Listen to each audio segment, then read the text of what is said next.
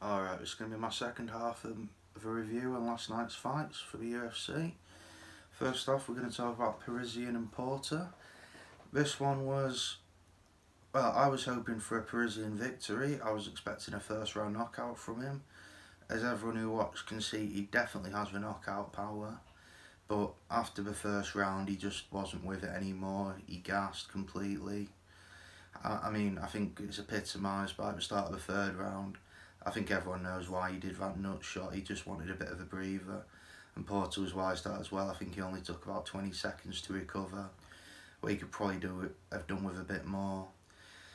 But even though he did gas by the start of the second round, every punch he threw, you always felt like that could have had knockout power. Because he is a power puncher. And if he increases his cardio, we could be looking at top 10 fighter easily. But I think he could stand to lose maybe 5-10 pounds, and I really think that'd help his cardio, and I don't think it diminishes power too much. So moving on to Porter, I think the first thing we can say is he's got a solid chin.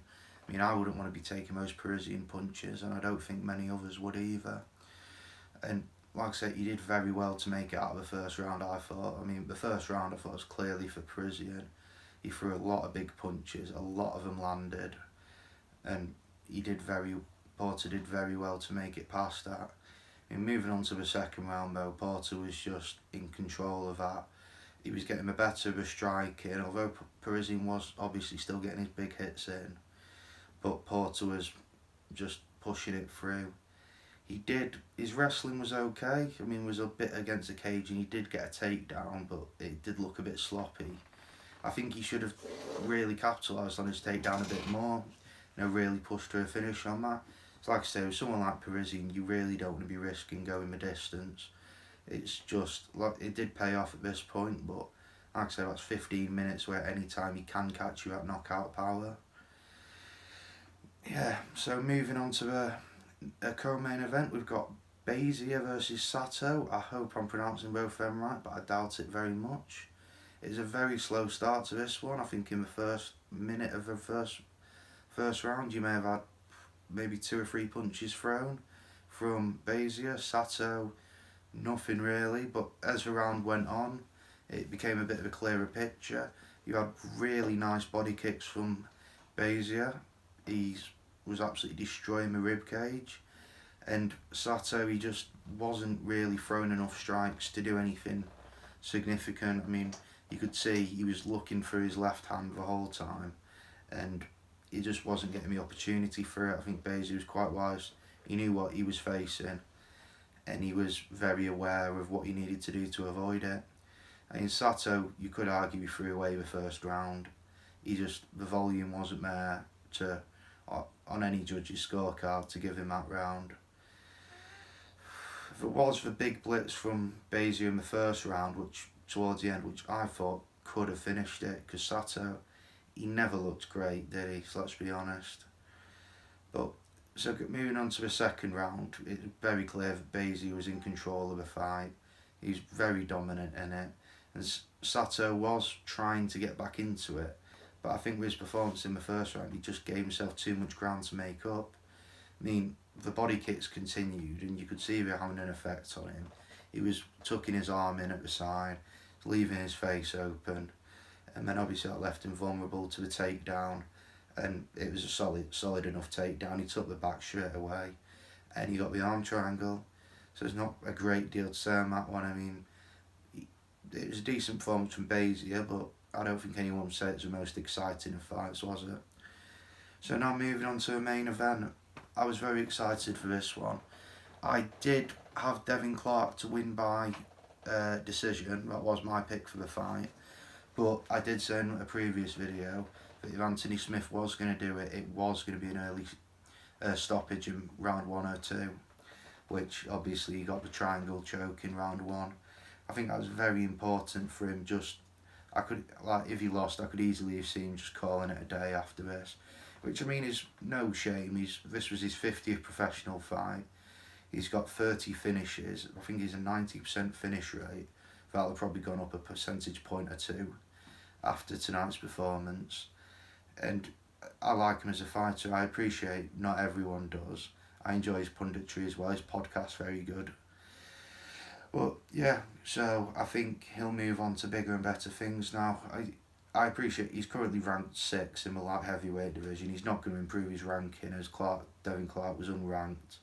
So that's not going to go anything there. I could see him, if his next fight, I could see being against Johnny Walker type. You know, Misha Serkinov, someone around 9 or 10, just so he can solidify himself in that position. But the younger guys like Johnny Walker, well, if you remember when he first came into the UFC, the big push he got, I mean, people were talking about fighting John Jones after 1 or 2 fights. So Anthony Smith, Johnny Walker is a very interesting fight. As everyone knows where you stand with Johnny Walker, he's going to try and walk you down, absolutely smash it. And if that works, it works like it did against Ryan Spann. We saw, I think, was that Colby Woodley card? It was a month or 2 ago, but it was a very good fight. I mean, I remember he knocked Spann to the ground, but Spann could have easily knocked him out as well. They were both rocked after the first 30 seconds. So Johnny Walker, Anthony Smith, I think would be a good choice for the next fight. Obviously that solidifies ranking, and then he moves back into the mix really with the title contenders if he can put it past Johnny Walker. I mean, he has 1 or 2 more fights after that. You could easily be looking at him fighting for the title again. Obviously with Blachowicz and Adesanya looking at March, but that could change to Teixeira as well. I mean, Santos has already been matched up with, oh, it escapes me in a minute, but I will get back to you on that one. But a couple of fights, I mean, by the end of 2021, if Smith has 3 decent wins in 2021, which is, after tonight's performance, I wouldn't put it past him at all, he will be looking at another title shot, I think, and good for him. Personally, I think a lot of people, in the John Jones fight that he had, he could have taken a fall there, and he could have been light heavyweight champion of the world with a win over John Jones. I mean, no one can say that really, can they? I appreciate Matt Hamill, but that was a dodgy one. Then again, if he did take the DQ victory, that would have been treated as a dodgy one as well. It would have definitely been a rematch, and I imagine Jones would have probably beat him in the rematch. But since Jones is gone, the division's wide open. So just quick word on Devin Clark though. He's not a bad fighter at all, and I appreciate this performance didn't shine him in the best light. This is definitely the strongest competition he's had up to this point. And like I said, I really don't think it hurts him too much in his overall standing within the division. I don't believe he was ranked in the top 15 when he went into tonight. And obviously tonight would have been a fantastic opportunity for him. But unfortunately, you can't always get what you want, can you? And he will be back. I mean, neither of them took a great deal of damage. I mean, it was over in, I think, 2 or 3 minutes. So I could well see Clark coming back at the start of next year. Hopefully fighting a Jimmy Crute, a Modestus Buskauskas, if that's his name, that sort of person.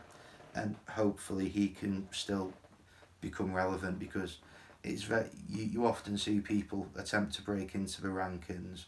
They'll get a bad loss like he suffered from tonight, and then they'll drop off, which is never nice to see. So, well, I hope everyone enjoyed that. That was my thoughts on that. My plan for the week is on Monday, Tuesday, Wednesday, I'm going to take 2 fights each from the undercard of a Vittori Hermansson card, and I'll be discussing the betting lines for them, trying to offer a bit of backstory, obviously with them being lesser known fighters, starting on a Fight Night undercard. And then Thursday, Friday, I'll go into the main event. Obviously, the odds have come out. You've got some more advanced odds coming out by that point. And I'll talk about where I think everyone's best placing my money later in the week.